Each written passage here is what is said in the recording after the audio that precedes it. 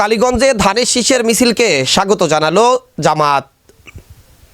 ঝিনাইদহের কালীগঞ্জে পৌর বিএনপির আয়োজনে ধানের শীষের মিছিলকে স্বাগত জানালেন কালীগঞ্জ উপজেলা জামাতে ইসলামী।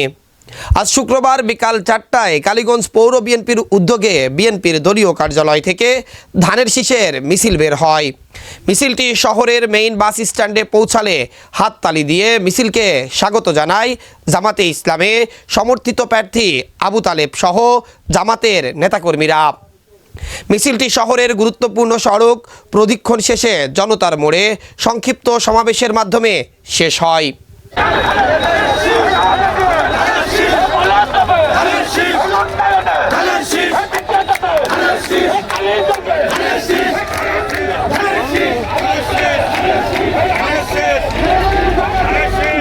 এ সময় বক্তব্য রাখেন কালীগঞ্জ উপজেলা যুব দলের সদস্য সচিব মাহবুবুর রহমান মিলন।